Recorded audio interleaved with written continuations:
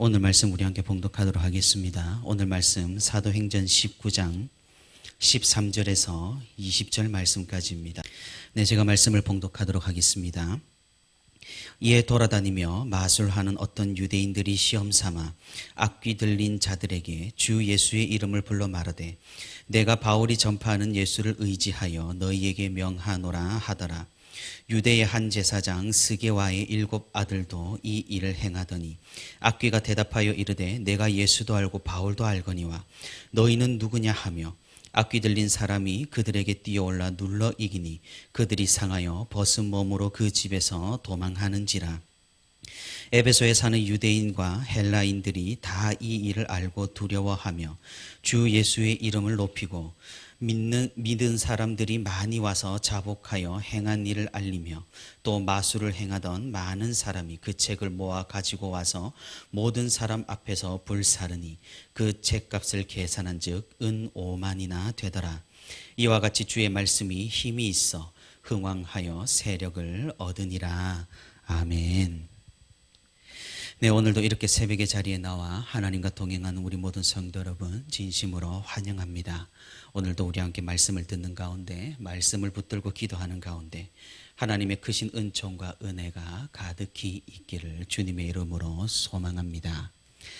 5, 6년 전 제가 천안의 신학대학원에 다닐 때의 일입니다.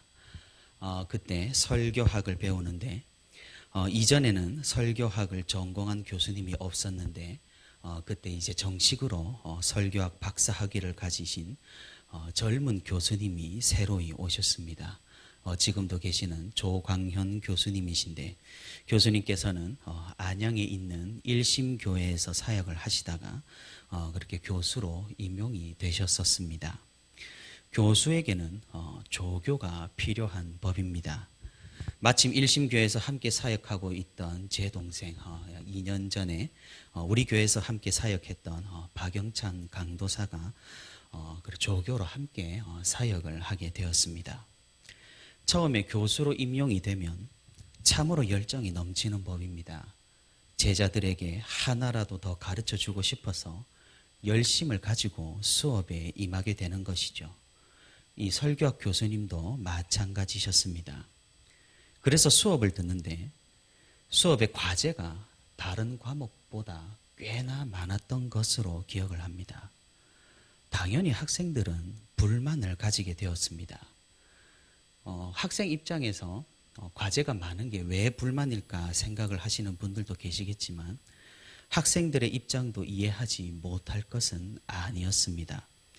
주말에 교회에서 사역을 감당해야 하는 전도사들이었고 그리고 주중에는 한 학기에 평균 18학점 정도를 들어야 했으니 보통 강행군이 아니었기 때문입니다. 그래서 학생들의 볼멘 소리가 조교에게 들렸고 조교는 이 사실을 교수님에게 알려줄 수밖에 없었습니다. 그래서 설교학 교수님은 당황할 수밖에 없었습니다. 자신의 제자들이 누구였습니까? 자신의 수업을 듣는 학생들이 누구였습니까? 성경과 목회를 전공을 하고 설교를 누구보다 잘해야 하는 그런 사역자들, 목회자 후보생들이었습니다. 교수님은 당연히 사역자라면 당연히 설교를 잘하고 싶어 할 것이라고 생각을 했습니다. 그러니 자기가 가르치는 이 설교학 수업에도 과제에도 학생들이 열정적으로 참여할 것이라고 기대를 했던 것입니다. 하지만 그것은 큰 오판이었습니다. 현실의 벽 앞에서 학생들에게 설교학 과제는 너무나도 큰 산이었기 때문입니다. 결국 이 신인 교수님은 자신의 열정을 조금 양보하고 내려놓고 과제를 조금 경감시켜주는 그런 아름다운 결말을 맞이하게 되었습니다. 사랑하는 성도 여러분, 어떻습니까? 설교자의 입장에서 설교를 잘하고 싶어 하는 것은 너무나 당연한 일이니까 교수님이 옳았던 것일까요? 아니면 사역과 학업을 병행하기에 너무나 감당하기에 벅찬 이런 학생들의 불만이 오히려 옳았던 것일까요? 아마 성도 여러분들의 개개인의 성향에 따라서 다르게 판단이 될 것이라고 생각을 합니다. 제가 어떤 말씀을 드리고 싶어 하는지 눈치를 채신 분도 계실 것 같습니다. 그렇다면 제가 한번 물어보겠습니다. 우리는 과연 그리스도인으로서 온전한 믿음과 신앙을 가지기를 정말로 원하고 있을까요? 하나님을 믿는다고 말하고 거룩한 언어를 사용을 하고 행실을 조심하면서도 우리는 과연 정말 신실한 그리스도인이 되기를 바라고 있는 것일까요? 아니면 그저 대충 대략 대중으로 적당히 타협하며 적절히 섞어가며 천국에 겨우 당도할 믿음을 가져도 괜찮으냐, 세상에서 누릴 수 있는 거 다 누리고 편안하게 천국에 가고 싶어 하는 것일까요? 아마도 우리 삶 가운데 가장 치열하게 고민하고 싸우고 버텨야 할 그런 질문이 아닐까 생각을 해봅니다. 오늘 본문의 이야기에서도 그런 사람들의 이야기가 나옵니다. 하나님을 신실하게 믿고 따르기는 거부하면서 적당히 하나님을 이용하고 사용하려는 그런 사람들 말입니다. 사도 바울은 에베소에서 복음적으로 크게 성공을 했습니다.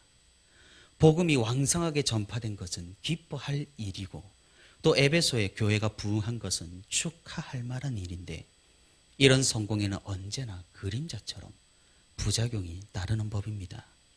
오늘 본문 13절에 어떤 유대인들이 이런 복음의 힘을 이용하여서 자신들의 배를 채우려고 하는 그것입니다. 사실 이 당시에도 귀신을 쫓는 마술과 주술은 흔했습니다. 주술사들이 주문을 외우고 자신이 믿는 신의 이름을 부르며 사람들의 병을 고친다, 귀신을 쫓는다, 애군을 쫓는다 등 요즘 무당과 하등 다를 바가 없었습니다. 그런데 이 에베소 지역에 복음이 전파되고 바울의 이름과 물건으로도 치유와 축귀의 능력이 생겨나고 있으니 사람들의 눈이 휘둥그레진 것입니다. 그래서 어떤 유대인들, 치유와 귀신을 쫓아낼 수 있다고 주장하면서 이것으로 먹고 살고 이것으로 돈을 버는 유대인들이 예수님의 이름을 이용하기 시작을 한 겁니다. 오늘 본문 14절에 유대의 한 제사장 스게와의 7 아들도 이런 일을 행했다고 기록을 하고 있습니다. 하지만 유대 역사가 요세푸스가 기록한 예루살렘이 멸망당하기 전까지의 역대 제사장의 명단을 우리가 살펴보게 되면 스게와라는 이름은 존재하지 않는 것을 확인해 볼 수가 있습니다. 이 말인즉슨 그들이 제사장을 사칭을 했다거나 아니면 실제로 제사장이 아니라 성전에서 다른 일을 하던 사람인데 제사장 행세를 했던 것으로 보입니다. 출신도 이렇게 명확하지 않으면서 이제는 예수님의 능력과 바울의 이름도 이용하여서 자기의 입속을 채우려고 하고 있는 것입니다. 그러니 이들에게 복음의 능력이 나타나겠습니까? 오히려 악귀에게 도리어 당하는 신세가 되어버리고 맙니다. 오늘 본문 15절에 내가 예수도 알고 바울도 아는데 너희는 대체 누구냐면서 16절에 악귀가 그들에게 달려들어 매질을 하게 된 겁니다. 하나님의 이름을 방자하게 부른 그들은 옷을 빼앗긴 채 벌거벗은 몸으로 겨우 도망칠 수밖에 없었습니다. 사실 옷을 빼앗기고 도망했지만 목숨이라도 부지한 것이 다행이라면 다행일 것이었습니다. 이 일은 삽시간에 에베소 전역으로 소문이 났습니다. 악귀가 예수님과 바울을 두려워하는 것이 정말이었기 때문입니다. 그리고 바울이 전하는 예수님의 이름을 아무렇게나 이렇게 표면적으로 사용해서는 아무런 능력이 없고 오직 바르게 믿어야 그 능력을 힘입을 수 있다라는 사실을 사람들은 깨닫게 되었던 것입니다. 그래서 에베소 사람들은 자신이 가지고 있던 방법들을 모두 내려놓기 시작했습니다. 유대인과 헬라인 할 것 없이 하나님 앞으로 돌아와 자복하고 예수님을 영접했습니다. 마술과 주술을 행하던 사람들도 복음 앞에서 자신을 내려놓았습니다. 이 당시에도 책은 귀했습니다. 하지만 하나님의 능력을 체험한 그들에게 더 이상 값비싼 이런 주술책이라 할지라도 의미가 없었던 것입니다. 오늘 본문 19절에 주술책들이 모두 불태워지고 그 가격만 은 5만이나 되었다고 성경은 기록합니다. 이렇게 주님의 말씀과 바울이 전하는 그리스도의 복음이 힘이 있어서 교회는 에베소에서 더욱더 부흥하게 된 것입니다. 사랑하는 성도 여러분, 우리는 이 이야기를 묵상하면서 조심스럽게 우리 자신을 적용을 해봐야 합니다. 사실 하나님의 능력을 이용하려 했던 저 사람들, 우리 자신과는 비교하기에는 무리가 있을 것입니다. 우리가 믿지도 않고 주술을 행하는 그런 사람들은 아니니까 말입니다. 하지만 우리가 생각을 해봐야 할 것은 과연 우리가 저 사람들처럼 교회를 이용하고 하나님을 이용하고 예수님을 이용하려고 드는 그런 사람은 아닌지 말입니다. 무슨 말입니까? 제가 앞서 했던 학교 이야기를 했던 것과 같은 맥락입니다. 우리는 그리스도인입니다. 우리는 예수 그리스도를 따르는 사람들입니다. 그렇다면 우리는 더욱더 참된 그리스도인이 되기 위해서 무엇을 하고 있느냐는 것입니다. 정말 단지 나는 나대로의 삶을 살아내면서 그저 평안과 안녕과 그것을 위해 교회를 다니고 있는 것은 아닌지 말입니다. 하나님께서는 우리에게 정말로 필요하신 것을 우리에게 주신다고 어제 말씀을 드렸습니다. 그리고 그 필요한 것이 우리에게 필요한 것이 고난이라면 하나님께서는 추호의 여지도 없이 우리에게 고난의 삶도 허락하실 것이라고 우리가 말씀을 통해 살펴보았습니다. 하지만 우리는 정말 그 고난을 원하는 것일까요?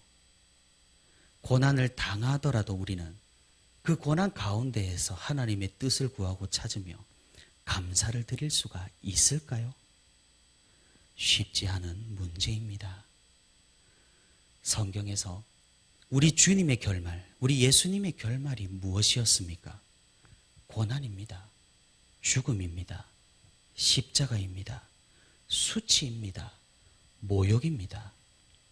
어디 성경 가운데 예수님의 결말이 평안과 안식과 영광이라고 기록되어 있단 말입니까? 예수님은 이 모든 것을 당하시고 죽으시고 부활을 하셨습니다. 부활하신 후에야 하나님께서 허락하신 그 안식과 영광과 존귀에 들어가시고 앉게 되신 것입니다. 우리 주님이 그러셨다면 우리의 삶도 그러해야 하지 않겠느냐 이 말입니다. 사실 우리는 하나님을 자주 이용하는 것은 아닌지 모르겠습니다. 나의 성공을 위해, 나의 안녕을 위해, 우리의 자녀들을 위해, 물질을 위해 하나님의 뜻과 계획에는 안중에도 없으면서 무작정 구하기 바쁜 것이 어리석은 우리의 일면입니다. 오늘 본문에 등장하는 옷을 빼앗겨 벌거벗은 채로 쫓겨나도 시원찮을 그런 어리석은 죄인일 뿐이라는 사실입니다. 우리는 어쩌면 기도할 때마다, 교회에 올 때마다 하나님을 우상으로 만들어버리는 그런 파렴치한 죄인일지도 모른다라는 사실입니다. 우리가 어떠해야 하겠습니까? 우리가 무엇을 해야 하겠습니까? 우리는 하나님 앞에 엎드리는 수밖에 없습니다. 십자가 앞에 무릎 꿇는 수밖에 없습니다. 우리의 상정이 아니라 그리스도의 은혜로 우리가 덧입는 수밖에 없다라는 말입니다.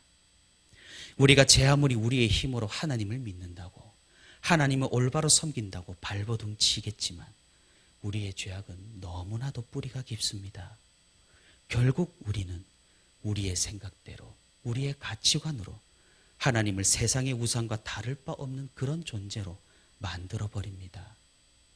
광야에서 금송아지를 하나님으로 알고 섬긴 그 이스라엘 백성들의 죄악을 우리는 평생 반복하는지도 모르겠습니다. 하지만 다행인 것은 하나님께서는 그런 우리도 받아주시고 용인해 주시고 끝까지 품어주시는 자비로우신 하나님이시라는 사실입니다. 그래서 그리스도께서 오셨습니다. 우리가 하나님께 도달하지 못하고 하나님을 오해하고 하나님께 불충하니 하나님께서는 친히 이 땅 가운데로 내려오셨습니다. 그러니 은혜라고 우리가 그렇게 말하고 찬양하고 고백하고 기도하는 것입니다. 사랑하는 우리 성도 여러분, 오늘 말씀을 붙들고 우리의 신앙과 우리의 믿음을 다시 한번 새롭게 하기를 원합니다. 올바른 복음 위에서 올바른 신앙을 가지고 하나님을 바르게 섬기는 우리가 될 수 있기를 바랍니다. 하나님을 우상으로 이용하고 사용하는 것이 아니라 하나님을 하나님 되게 우리가 섬겨드리고 높여드리는 그런 그리스도인이 될 수 있기를 바랍니다. 그것은 오직 예수 그리스도를 의지하는 자만이 할 수 있고 가질 수 있는 믿음입니다. 오늘도 그저 내가 세상을 내 마음대로 살아가는 것이 아니라 오직 그리스도인답게 그리스도인스럽게 하나님을 올바로 섬기고 끝까지 십자가를 붙들고 의지하며 주님 앞에 바르게 서는 저와 우리 부천시민교회 모든 성도가 될 수 있기를 주님의 이름으로 소망합니다.